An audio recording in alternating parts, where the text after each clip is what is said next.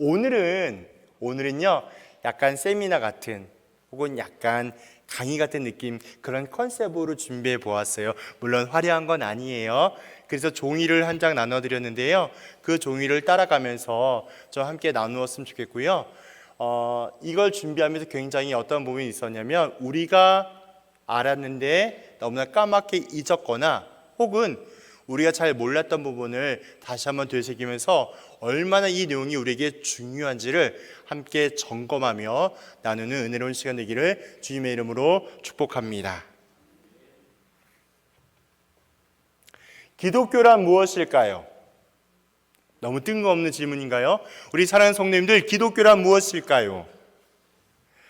기독교인은 무엇을 믿고 어떠한 행동을 하며 어떠한 비전을 가져야 되겠습니까? 이런 질문을 요약하면요, 기독교인의 믿음, 행동, 비전이라고 답할 수가 있습니다.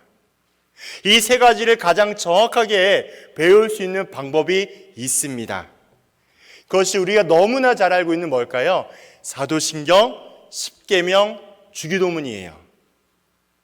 사도신경은 우리가 믿는 믿음의 요약이고, 십계명은 우리가 행동해야 할 행동의 요약입니다. 그리고 주기도문은 우리가 바라야 할 그러한 비전의 요약입니다. 그래서 사도신경은 믿음을 대표하고, 십계명은 사랑을 대표하며, 주기도문은 소망을 대표한다라고 많은 조직신학자들이 이야기하고 있습니다. 그러므로 사도신경과 십계명과 주기도문은 모든 교인에게 가르쳐야 할 내용이고, 또 가장 먼저 배워야 할 내용이기도 합니다. 그만큼 중요하다는 의미로 볼 수 있겠죠. 이렇게 사도신경은요, 초대교회라고 하면 말이 어렵죠. 교회가 처음 생겨난 때를 의미합니다. 초대교회 때부터 세례받기 원하는 사람에게 가장 먼저 가르친 내용이 사도신경입니다. 그래서 종교개혁자 루터와 칼빈 같은 사람들이 교인들을 훈련시킬 때 가장 중요하게 여겼던 것이 바로 이 사도신경이라는 거예요. 그래서 루터의 대소요리 문답은 사도신경, 주기도문, 십계명을 수록한 내용이고, 칼빈의 기독교 강요의 초판, 처음 재판된 인쇄물에는 사도신경, 십계명, 주기도문 중심으로 기록되어 있습니다. 또 우리가 너무나 잘 알고 있는 하이델베르크 요리 문답은요, 사도신경, 십계명, 주기도문을 가르쳐 주고 있으며, 웨스터민스터 대소요리 문답에는요, 사도신경이 확장된 교리의 내용과 십계명, 주기도문을 가르치고 있습니다. 무엇을 말하고 있을까요?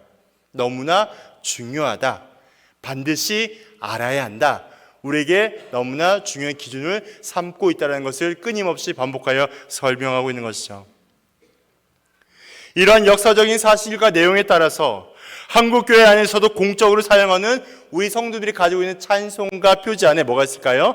사도신경, 십계명, 주기도문이 있죠. 그래서 대부분의 모든 예배마다 어떻게 해요? 사도신경으로 신앙 고백하고, 또한 축도나 주기도문으로 마무리하며 아버지 하나님께 예배로 영광 올려드립니다. 참고로 이걸 준비할 때 그런 마음이 들더라고요. 많은 우리 아이들을 가르치거나 성도님을 대할 때마다 사도신경 할 때 그런 부분들 있잖아요. 전능하사 천지를 만드신 하나님, 이런 경우들이 많이 있죠. 또 우리가 그 의미가 어떤 의미인지도 모른 채 살아가며 예배를 드리는 경우도 종종 발견합니다. 그러나 제가 이 참된 의미를 알고 공부하게 될 때 아이들에게 어떻게 가르치냐면, 반드시, 오해하지 마십시오, 오른손을 들게 합니다. 그리고 눈을 반드시 뜨게 만들어요. 그리고 항목마다 천천히 읽게 만들어요. 어떻게 하냐면, 하시고, 전능하사 천지를 만드신 하나님 아버지를 내가 믿사오며, 의미를 하나하나 부여하면서 우리의 믿음과 신앙 고백이 어떤 내용, 어떤 의미를 담고 있는지 다시 한번 되새기며 공교회와 예배 앞에 선언하도록 훈련을 하고 있습니다.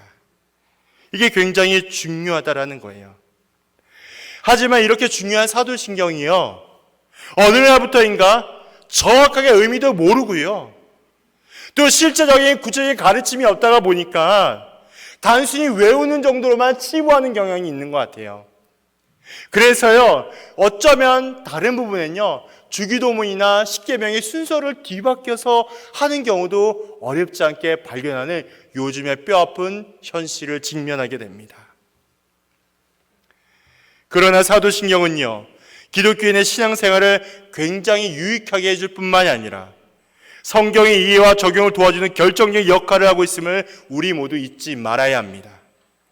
신앙 고백의 의미를 알기 위해서는요, 신앙 고백의 핵심과 또한 믿음이 무엇인지에 대한 명확함이 우리에게 절대적으로 필요합니다.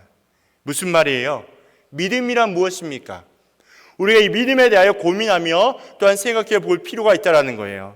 믿음이란 성경을 하나님이 나타내 주신 것을 믿고, 다시 믿음이란 성경을 하나님께서 계시하여 주신 것을 믿고 성경의 교훈에 따라 살아가는 것, 즉 순종을 의미합니다. 이것을 믿음이라고 이야기해요. 그래서 사람은요, 두 부류로 나눌 수 있습니다. 어떤 부류일까요? 첫째는 하나님의 말씀을 믿음으로 반응하며 실천하는, 순종하는 사람과 하나님의 말씀을 믿음으로 반응하지 못하며 그렇게 살아가지 못하는 불순종한 사람으로 구별하게 됩니다. 여기서 우리는 어떤 부류에 속하고 있습니까? 그렇다면 믿는 사람, 교회, 성도, 신자는요, 믿고 따르는 성경 66권 안에 어떠한 내용이 담고 있겠습니까? 크게 두 가지로 소개하고 있는데요. 첫 번째는 믿어야 할 내용과 두 번째는 순종해야 할 내용이 담겨져 있습니다. 성경을 하나님의 말씀으로 믿는 모든 공교회는 교회가 믿는 신앙의 내용을 핵심적으로 요약할 필요가 있다라는 거예요. 왜냐하면 많은 성경의 내용을 우리가 좀 더 짜인 채 있고 조직적으로 이해하며 받아들이기 위해서는 반드시 요약이 필요하다는 이야기인 것이죠. 그래서 탄생된 것이요, 신경 또는 신조라는 말로 통해서 탄생되게 되었다는 것입니다. 이러한 신조는 교회가 세 가지 의미는 있는데요, 이러한 신조는요, 교회가 세례 지원자를 교육하거나 세례 받기 위하여 있고, 두 번째는 공적인 신앙 고백을 하기 위하여 있고, 세 번째는 이단을 구별하기 위하여 아주 중요하게 이러한 신조가 사용되었습니다. 이제 우리 교회는 하반기 성례식을 준비하고 있잖아요. 사실 개인적으로 성례식을 준비하면서 많이 안타까운 것 중에 하나가 뭐냐, 우리는 제한된 시간 안에 많은 분량의 내용들을 같이 함께 다루어야 합니다. 물론 개개인마다 차이가 있을 수 있습니다만은 이 성례식에 공부하며 학습과 입교와 세례를 참여하는 마음과 태도가 때로는 다는 아니겠지만 그냥 넘어가는 경우가 있는 반면에 어쩌면 이 의식을 통해서 내가 세례를 받으면 끝났지라는 마음이 덜어는 발견되는 것을 어렵지 않게 본다라는 거예요. 그것이 목회자 입장에서 얼마나 마음이 아프고 힘든지 모르겠습니다. 왜냐하면 성례 세례와 세례를 받는다라는 건요, 일평생에 한 번이고 주님 앞에, 공교회 앞에 선언과 인정하는 행위이기 때문에 이 교육과 훈련이 얼마나 중요한지를 다시 한번 깨달아야 하기 때문에 그렇습니다. 우린 그러한 사실들을 기억해야 돼요.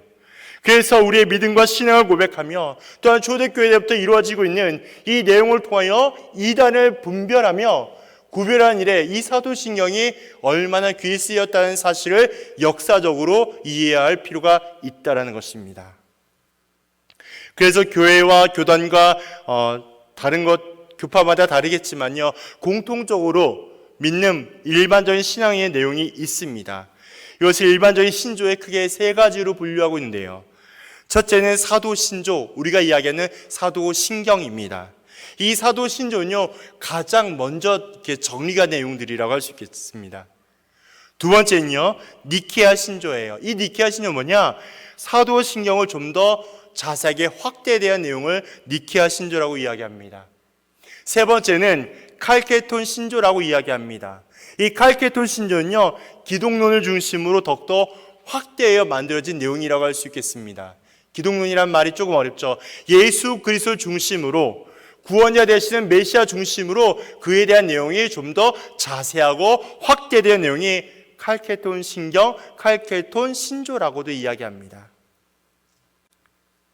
이렇게 중요한 내용에서 사도신경은 세 개의 신조 가운데 가장 베이직, 기본이라고 이야기하고 있습니다. 그럼 뭐예요? 사도신경이 중요하다, 중요하지 않다? 중요하다라는 이야기입니다. 그래서 참고로 십계명은요, 출애굽기 20장과 신명기 5장에 등장하고 주기도문은 마태복음 6장과 누가복음 11장에 등장하지만 사도신경은 성경에 기록되어 있지는 않습니다. 물음표가 붙죠. 목사님, 근데 왜 이렇게 중요한데 왜 성경에는 등장하지 않겠습니까? 그 설명이 아래 나와요. 사도신경은 십계명이나 주기도문처럼 성경의 특정한 본문에 나오는 것이 아니라요, 우리가 믿어야 할 내용에 대한 요약이라는 거예요. 우리가 성경을 근거하여 믿어야 할 대상과 내용의 요약이 바로 사도신경이라는 것입니다. 그래서 사도신경 내용 안에 있는 모든 내용이 어디 있어요? 성경 안에 있다는 거예요. 그래서 이런 측면에서 사도신경의 뿌리 뭐다? 성경이다. 너무나 중요하다라는 것을 다시 강조하여 말씀을 드립니다. 그래서 성도님들의 페이퍼에 제가 요약해 드리는 것처럼 사도신경의 신조는 12항목으로 나열할 수 있습니다. 제가 친절하고 온유하게 세 부류로 나누었는데요, 1항목과 2에서 7항목, 그리고 8에서 12항목으로 나눌 수 있습니다. 조금 이따 설명드리도록 하겠습니다. 이러한 사도신경은 세 가지 특징이 있습니다. 첫 번째는 가장 많은 부분을 차지하는 것인데요, 예수님에 대한 신앙 고백의 특징을 담고 있어요. 무슨 말이냐? 이것은 기독교가 예수님에 대한 신앙 고백으로 시작되었음을 잘 보여주고 있는 대목이라는 거예요.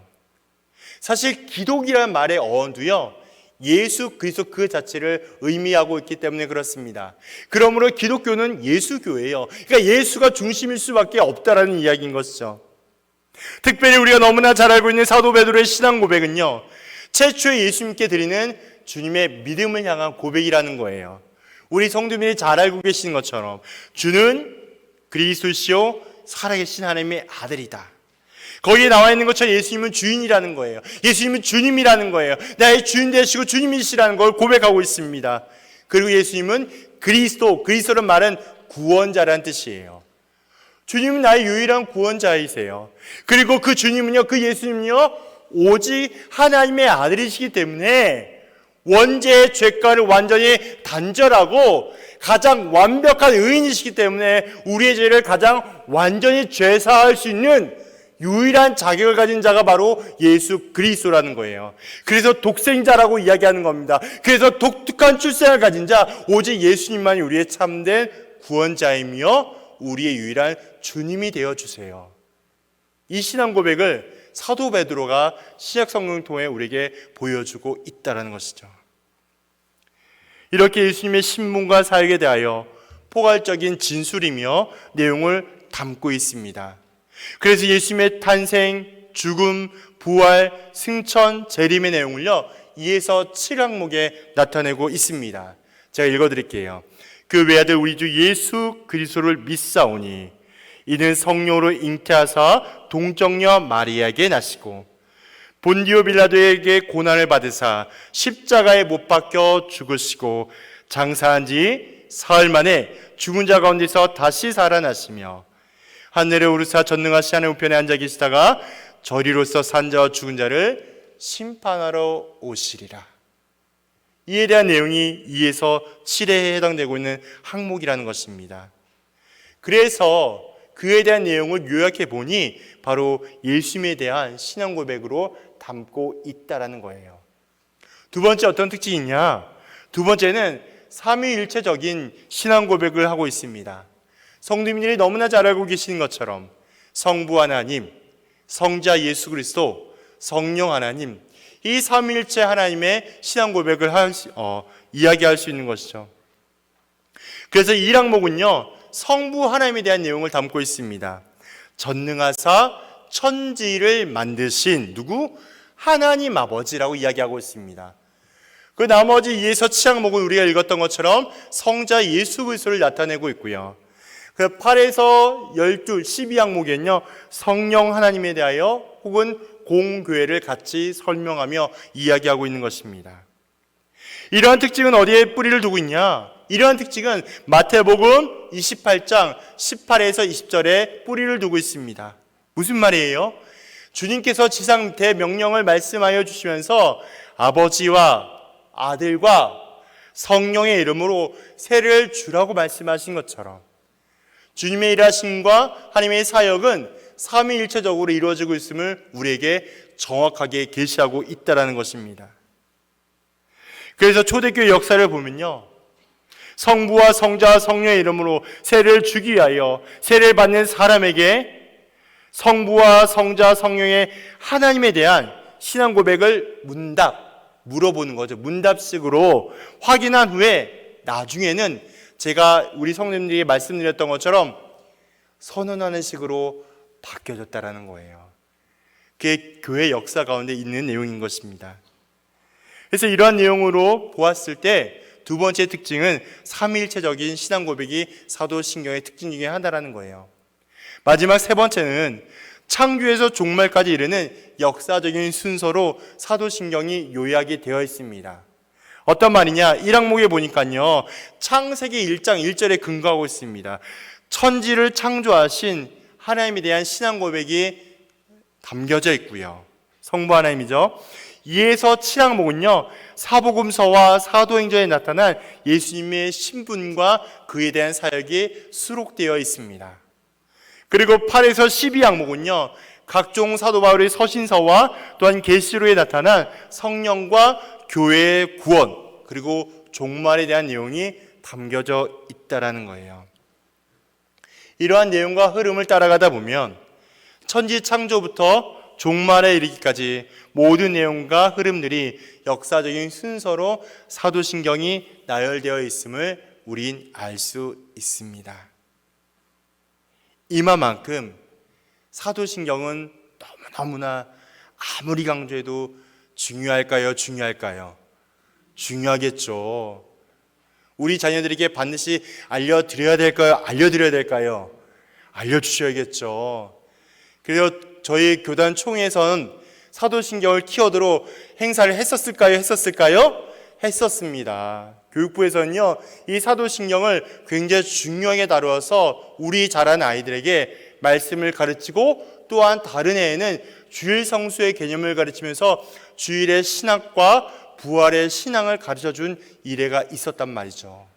너무너무나 중요한 것을 말씀드리고 있는 것입니다. 이만큼 중요한 사도신경과 신앙 고백은 우리에게 어떠한 의미를 담고 있겠습니까? 첫 번째는 성경 공부의 열쇠를 가지고 있어요. 물론 우리 교회에서 다양한 혹은 어성경도 진행하고 또한 삼공부도 진행하고 있습니다만은 이러한 부분도 한번 기억하여 주십시오. 우리가 믿어야 할 내용이 교리라면, 교리란 말은 어려운 말이 아니라요, 성경을 기초 근거하여 잘 요약해 놓은, 체계적으로 잘 만들어 놓은 것을 교리라고 의미하고 있습니다. 우리가 믿어야 할 내용이 교리라고 이야기한다면 우리가 행동해야 할 것은 윤리라고 이야기합니다. 교리가 있고 윤리가 있다고 지금 설명을 드렸어요. 그런데 이 윤리는요, 항상 교리를 기초하고 있다는 거예요. 교리가 없이는 윤리가 형성될 수가 없고 윤리만으로는 독단적으로 일어설 수 없음을 이야기하고 있는 것입니다. 그래서 교리가 뿌리라면 윤리는 열매가 되기 때문에 굉장히 중요한 것을 말씀드릴 수 있죠. 윤리는 항상 교리를 배운 후에 알게 되는 것으로서 교리에 따라서 실천해야 할 중요한 내용을 담고 있습니다.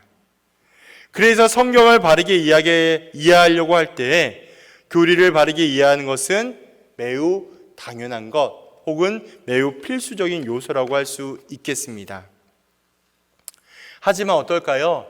제가 초반에도 말씀을 드렸던 것처럼 오늘날 많은 성경 공부를 하여도요, 성경 전체의 핵심을 파악하지 못한 이유는 뭐냐면 교리에 대한 전반적인 이해와 지식이 부족하기 때문에 그렇습니다. 더 쉽게 말씀을 드린다면 우리 신학의 성경 신학에 기반하여 구원에 대한 정확한 지식과 기반이 없다면 어떠한 성경을 갖다 드려도 예수 그리스도를 우리가 생각하며 이해하기가 쉽지가 않다라는 거예요. 성경은 결국 무엇을 말씀하느냐? 성경은 결국 하나님과 예수님, 그리고 성령님과 구원, 그리고 교회와 종말에 대하여 이야기한 다음에, 즉 교리를 잘 맞추어서 가르쳐주고 있는 책이기 때문에 굉장히 중요합니다. 그러므로 사도신경을 통하여 이러한 기본적인 교리 중에 교리의 내용을 분명히 알고 있다면 우리가 창세기부터 계시록까지 어떠한 성경을 읽는다 하여도 그에 대한 내용을 바르고 정확하게 이해하거나 혹은 접할 수 있다는 것입니다. 그래서 성경 공부의 열쇠라고 소개하고 있습니다. 두 번째는 기독교 교육의 가장 기본 교과서가 바로 사도신경의 의미가 담고 있습니다. 처음에도 말씀드렸던 것처럼 사도신경은 교회에서 가장 먼저 배워야 되고요, 가장 먼저 가르쳐야 할 내용입니다. 왜냐하면 그 내용 안에 우리가 믿어야 할 대상, 내용, 범위, 이 모든 내용들이 다 정확하게 담겨져 있기 때문에 그렇습니다. 그래서 초대교회 전통을 따라서 세례를 받기 전에는요, 사도신경에 있는 내용부터 가르쳐서요, 사도신경의 내용으로 믿음을 고백하게 한 후에 세례를 주고 기독교인이 되었다라는 그러한 내용들도 담겨져 있습니다. 또한 사도신경은 이미 예수를 믿고 있는 부모의 세대에서부터 자녀의 세대에 이르기까지 신앙을 지도하는 데 가장 기본적인 내용이라고도 소개가 되고 있습니다. 그만큼 너무나 중요하고 또한 핵심적인 가치를 두고 있다라고 설명할 수 있는 것이죠. 그래서 사도신경의 내용을 교회나 가정에서 바르게 가르치고 교육하게 될 때 가정과 교회는 하나님의 말씀의 토대 위에 온전하게 바르게 건축되어질 수 있습니다. 저는 여기에 확신을 두어요. 왜냐하면 초대교회 때부터 사도신경, 주기도문, 십기계명은 하나님께서 우리의 신앙의 믿음의 뿌리이자 근간을 두고 있기 때문에 그렇습니다. 그래서 이런 신앙 고백을 믿는 모든 신자, 교회는 우리에게 너무나 중요한 것임을 알게 되는 거예요. 그래서 제가 오늘 읽었던 마지막 요한복음 20장 30절과 31절은요, 그 본문의 위에 소제목이 어떻게 되어 있냐면 이 책을 기록한 목적이라고 나와 있을 것입니다. 너무나 중요하다라고 말씀을 드리고 싶은 거예요. 여기에 나와 있는 말씀은요, 성경을 통해 이 책에 기록된 목적이 성경을 통해 믿음을 얻게 되고요, 믿음으로 인하여 영생을 주는 아버지 하나님의 구원의 약속과 똑같다라는 거예요. 성경이 기록된 목적, 우리가 성경을 통하여 하나님을 알아가고 하나님을 잊지 않고 하나님의 말씀에 순종하에 따라 그 목적이 어디 있냐?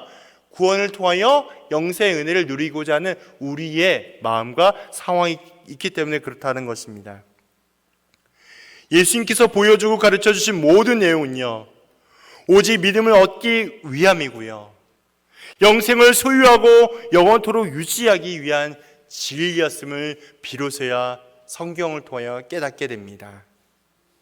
그러므로 기억하여 주십시오. 성도의 신앙 고백, 성도의 사도신경은요, 단순히 무엇을 믿는 수준에서 끝나는 것이 아니라는 거예요. 전능하사 천지, 이게 그냥 단순히 우리 공예배 때 드리는 정도의 의미가 아니라요, 내가 믿어야 할 대상, 우리가 믿어야 할 대상, 내가 어떠한 내용과 근거로 하여서 가장 정확하고 분명하게 구별하며 올바로 믿어야 하는지를 늘 끊임없이 점검하며 선언하는 거예요. 누구 앞에? 그리스도 앞에. 누구 앞에? 공교회 앞에 모든 성도와 신자가 고백하는 것입니다. 선언하는 것이에요. 세상에 어떤 지식과 학문이 공격한다 할지라도 변하지 않는 진리로 이 진리는 성도와 교회를 지키며 보호하고 있습니다. 그것이 우리가 믿고 따르며 견지하고는 신학이자 신앙이자 믿음이라는 것입니다. 그래서 성도의 신앙 고백, 사도신경은요, 우리 모두에게 너무나 중요한 믿음의 고백이며 하나님께 올려드리는 신앙 고백이 되기 때문에 그렇습니다.